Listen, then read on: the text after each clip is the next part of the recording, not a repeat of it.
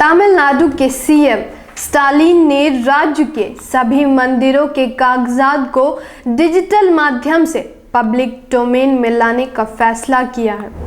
भारत के किसी भी प्रदेश में धर्म जैसे संगीन मुद्दों पर कोई भी सरकार जल्द हस्तक्षेप नहीं करती, मगर तमिलनाडु में धर्म के मामले में स्टालिन सरकार ने कई बड़े निर्णय लिए हैं। तमिलनाडु विधानसभा चुनाव में भारी बहुमत से जीतने के बाद जैसे ही के स्टालिन राज्य के मुख्यमंत्री बने, उन्होंने उन वादों को पूरा करना शुरू कर दिया है जो चुनाव के दौरान उन्होंने तमिलनाडु की जनता से किया था। चुनाव के दौरान के स्टालिन ने अपने घोषणा पत्र में वादा किया था कि उनकी सरकार बनते ही राज्य के सभी मंदिरों से जुड़े कागजात को डिजिटाइज किया जाएगा, जिसकी संख्या 44,000 से अधिक है। के स्टालिन के ऐसा करने से मंदिरों की सारी जानकारी जनता के बीच आ जाएगी, जिससे मंदिरों से जुड़े मामलों में भ्रष्टाचार में कमी आएगी। इंडियन एक्सप्रेस में छपी एक खबर के अनुसार के स्टालिन सरकार विधानसभा चुनाव के दौरान किए अपने वादे के मुताबिक अब मंदिरों से जुड़ी सभी जानकारियों का डिजिटलकरण करने वाली है। इसमें मंदिर की संपत्ति, उसकी जमीन और तमाम संपदा होगी जो मंदिर के अधीन आती है।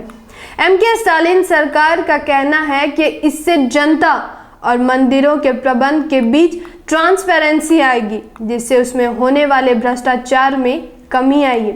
इसके साथ ही ऐसा करने से उन लोगों पर कार्रवाई करने में भी आसानी होगी जिन्होंने इन धार्मिक स्थलों की जमीनों पर कब्जा कर रखा है। राज्य में लगभग ऐसे 34,000 एकड़ भूमि है जो मंदिरों के नाम है। अब इनका GIS मैपिंग होगा और सभी जानकारियों को पब्लिक डोमेन में डाला जाएगा। अगर हम आज़ादी के पूर्व की इस घटनाक्रम की बात करें तो साल 1817 में जब भारत पर ब्रिटिश राज था, तब मद्रास रेगुलेशन टी पास किया गया था। इस कानून का मतलब था कि अब मद्रास रेजिडेंसी में पड़ने वाले सभी मंदिर अब ब्रिटिश कंट्रोल में होंगे और वे लोग ही इसका मैनेजमेंट देखेंगे। हालांकि इस कानून का उस दौर में भी खूब विरोध हुआ, जिसके बाद 1840 आते आते इस कानून को रद्द करना पड़ा।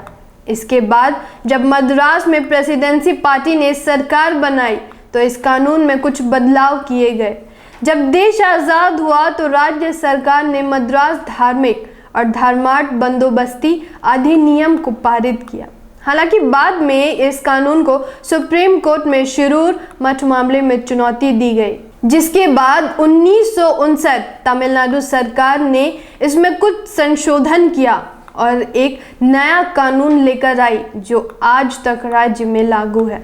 मामला जो भी हो, भारत की सभी संपत्तियों पर अंततः मालिकाना हक जनता का ही होना चाहिए और सभी आय व्यय में पारदर्शिता होनी चाहिए। अब इस पूरे घटनाक्रम को एक अलग नजरिए से विश्लेषण करते हैं तो भारत के अन्य प्रदेशों में, विशेषकर उत्तर पूर्वी राज्यों में धर्म बहुत ही संवेदनशील मुद्दा है, मगर तमिलनाडु या दक्षिण भारत में ऐसा नहीं है। इसके पीछे पेरियार रामासामी का सामाजिक आंदोलन रहा है। पेरियार रामासामी ने कांग्रेस से इस्तीफा देकर लोगों को यह भली भांति समझाया कि धर्म से मानव कल्याण संभव नहीं है। इसका प्रभाव जनता पर सकारात्मक रूप से पड़ा है और मंदिरों की संपत्ति के सार्वजनिक करने जैसे घोषणा पर स्टालिन सरकार चुनी गई। एक और अच्छी बात है कि जो वादा स्टालिन सरकार ने जनता से किया वह पूरा करने में सफल होती दिख रही है। इस वीडियो को शेयर कीजिए और स्टालिन के वादा निभाने के दृढ़ता को लोगों तक पहुंचाइए। जय संविधान, जय भारत।